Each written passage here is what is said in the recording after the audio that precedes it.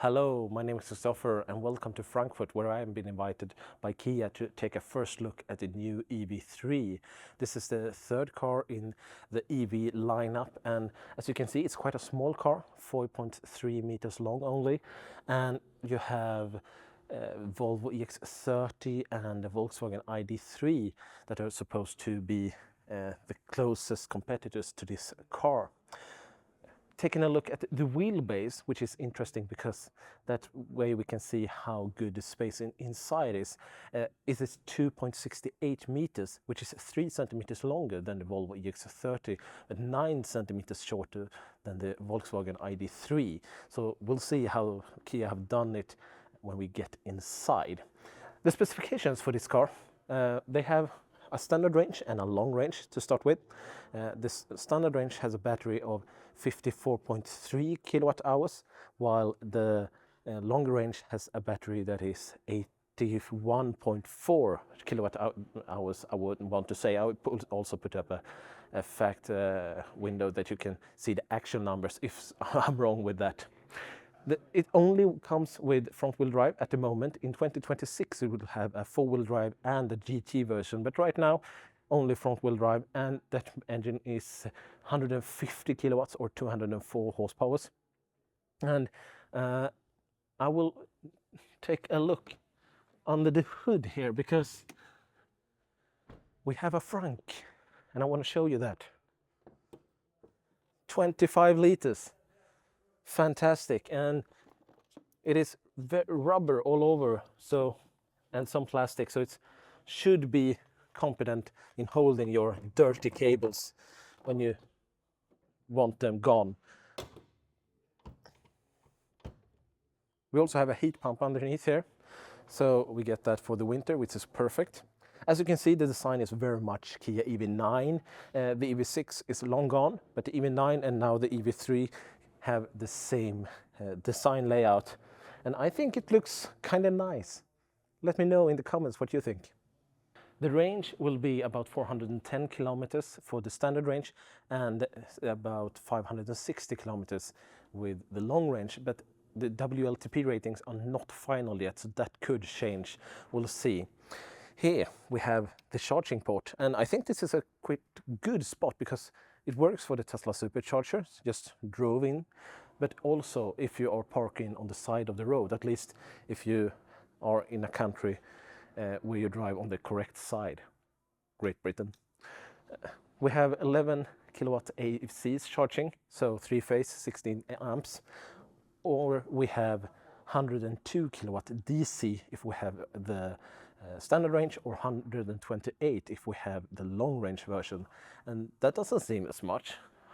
I mean, the Kia EV9 can do 210. What's up? This is a 400 volt system.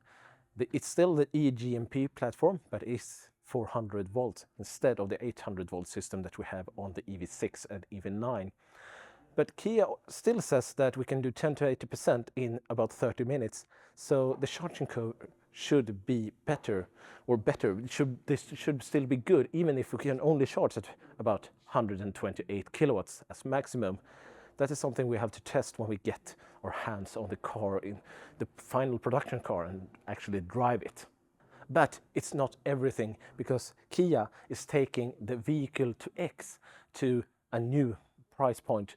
I mean, we have really not seen any car that is this small and should be this cheap. I don't know the price, we'll talk more about that later.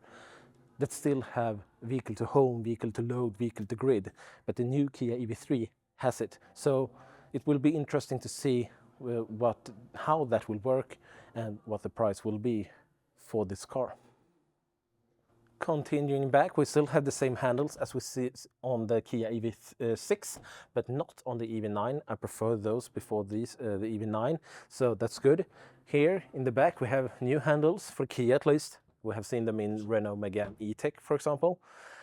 And then we can go back completely here. And what do you think about this?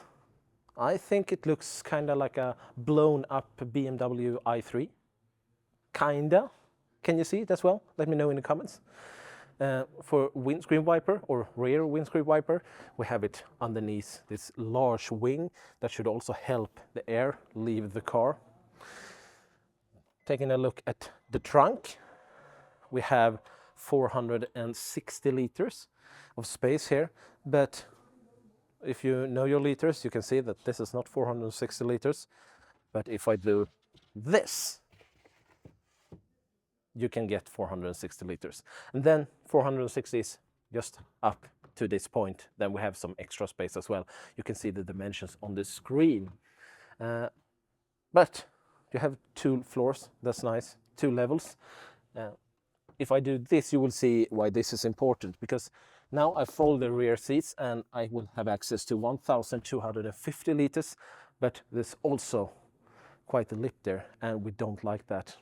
So what we can do now is that we go up to the 2nd floor, and now we basically have a flat floor here, so we can store our IKEA furniture packages, at least if I'm Swedish, so I need to always reference IKEA in videos. Closing here, we can talk a bit about the tow bar, because you can actually have that on the EV3. If you go for the standard range, you can have 300 kilos maximum, which is not that good really. But if you go for the long range, you can have up to 1,000 kilos, which is more in line with what we expected. Here, the Volvo EX30 does a better job, as it can do up to 1,600 kilos, but maybe one day.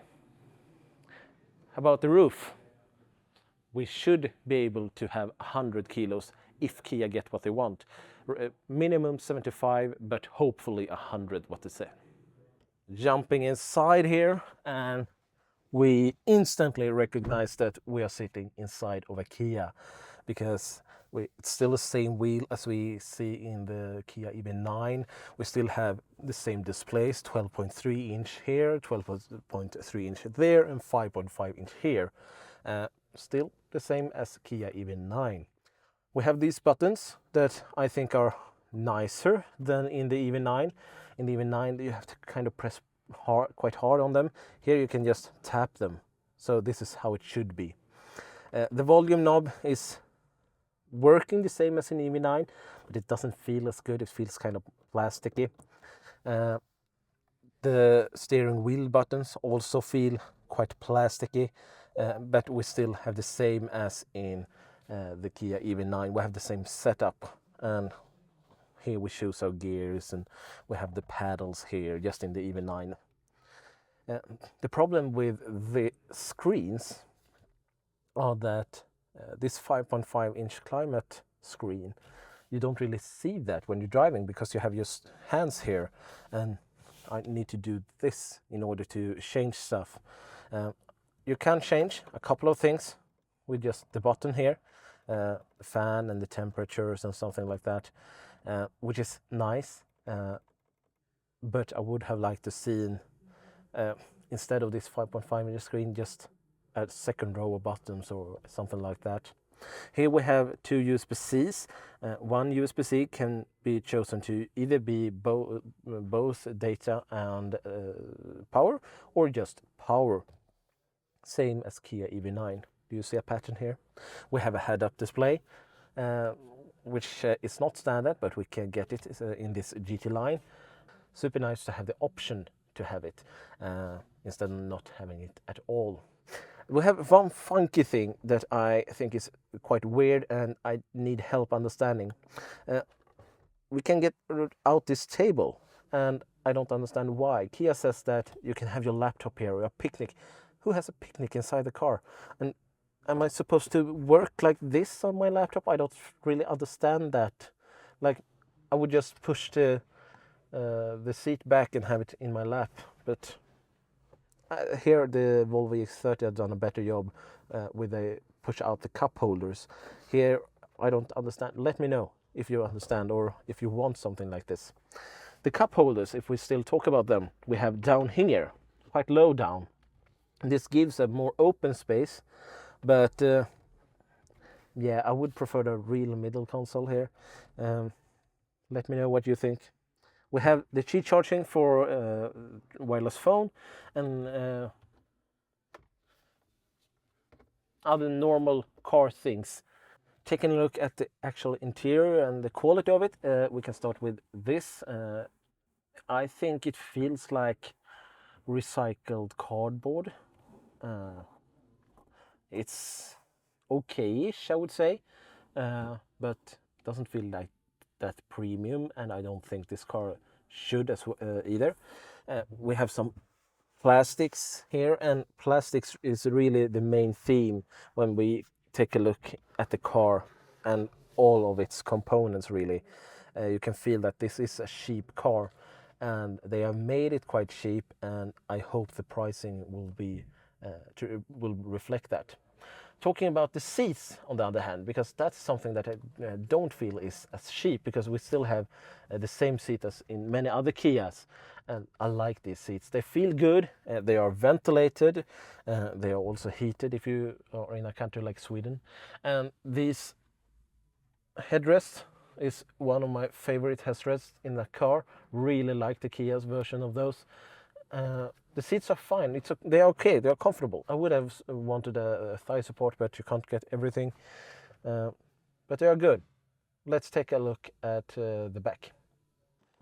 Opening the back here and get inside. You can see that I can fit, even though the chair is as I wanted it to be when I drive. So it is quite spacious, even if it's quite dark. You have a glass roof, but it's not going back to the back, so we don't get very much light. We have this quite small windows that we can take down all the way to get some light in, but most of the days they will be closed, I think. Here in the door we can turn on our heated seats, which is nice to have.